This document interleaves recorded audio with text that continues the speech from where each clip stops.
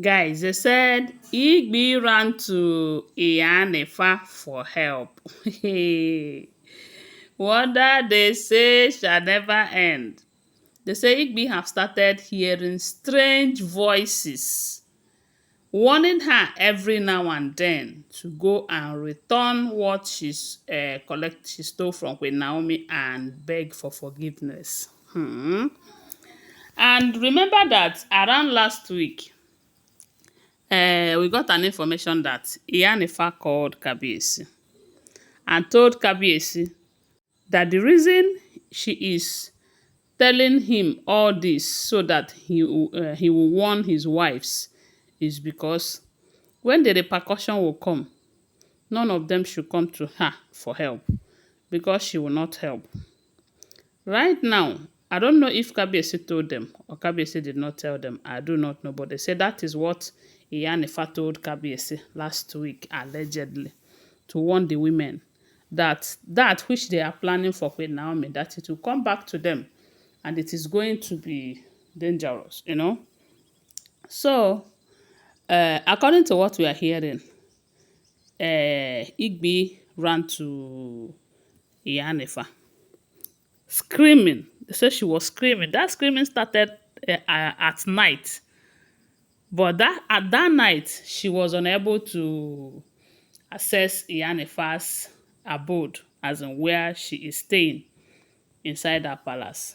So they say she screamed at night. And when it was finally morning, when she went to meet with Ife, she started by narrating the kind of nightmare that she had that leads to that screaming. And that screaming, she screamed and woke up in the physical, you know. And then, according to her, she told Ife that in her dream, she was coming to meet with Kabiyesi. She had dressed very well with her expensive lace. That if you see how expensive that this lace is, according to her, she said there was an occasion in the palace. And she, as the first wife of the king, because you know that right now that Queen Naomi is not there, she is seeing herself as first wife. You know, remember that Reverend Esther Ajayi have told them that Queen Naomi have returned for good, though. Even though Queen Naomi have not been officially returned to the palace, that Queen Naomi have returned to Kabiyesi full time. And the earlier they accept it, the better for them. That is what they said Reverend Esther Ajayi told them. But did they listen or did they hear what she said is what we cannot tell.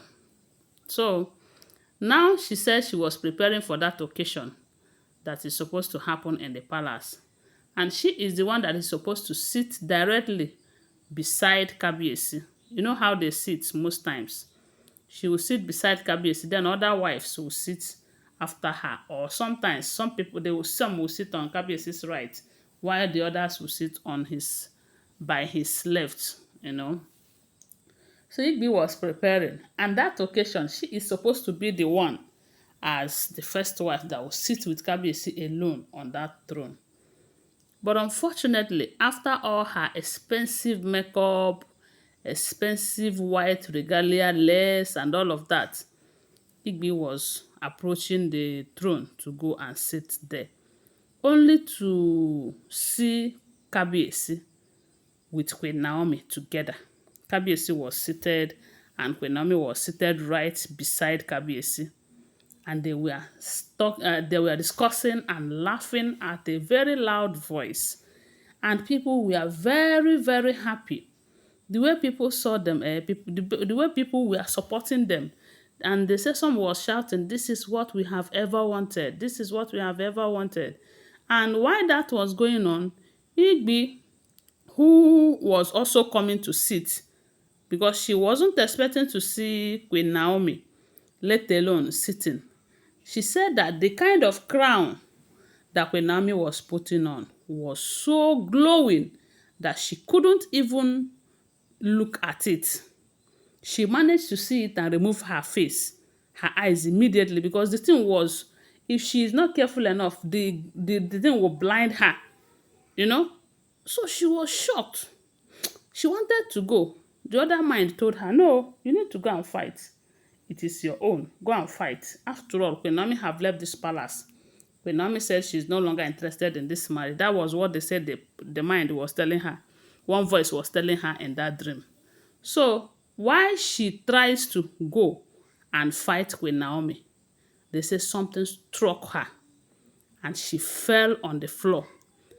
When she fell on the floor, almost everybody in that place started telling her, oh yeah, confess. Return what you stole from her and confess. She thought it was a joke. Oh. She was saying, no, it is mine. No, it is mine. While she was doing that, they said, the voices, at the time, she wasn't hearing the voices of those human beings that was staying there. She started hearing strange voices warning her, confess, confess, return what you stole from her, confess. Hey, at that point, she doesn't know. She was using her two hands to close her ears, but the thing was sounding like a thunder on her ear. Hey, at that moment, they said she doesn't know what to do. The next thing she did was to start screaming, no, no. They say while she was screaming, that was how she was screaming and wake up. Even when she woke up, she was screaming. Then the people in her apartment, that is the servant and all of that, they rushed towards her room to know why she was screaming. But when they managed to open that place, they asked her, she said, no, no, no, no, it's nothing, you know. And the main reason why they say she went to meet with Iyanifa was that even when she have wake up, at some point she will start hearing the same voices telling her, return what you take from her, return what you stole from her, and confess. The thing started, this time around is no longer in her dreams. So that was how she became afraid and decided to go and meet with Iyanifa to see what Iyanifa will say concerning that, and if Iyanifa will help her so that she will stop hearing such strange voices. Because you know that hearing such voice can put her into a serious wahala, seriously. So they say when she got to Iyanifa, Iyanifa told her, did I not warn you? If you know what you have taken from Queen Naomi, return it to her. Because fighting Queen Naomi is like fighting the gods. That it is the gods who place her on that throne. And none of your manipulations can bring her down. The throne belongs to her. Even if it takes decades, centuries, she will still return back to that throne. And now, she has fully returned back to Kabiyesi. And the earlier you accept that she is the owner of the throne, the better for all of you. That there is nothing she can do to help you. If you know what you have taken away from her, return it and apologize, like those strange voices told you. And they say Igbi was kind of afraid because at this point, she doesn't know what to say or what to do. Don't forget that these are all alleged, unverified information making rounds on social media, okay? Thanks for watching. Please give this video a thumbs up, subscribe to my channel, follow my page, and share this video. I love you guys. Bye. See you.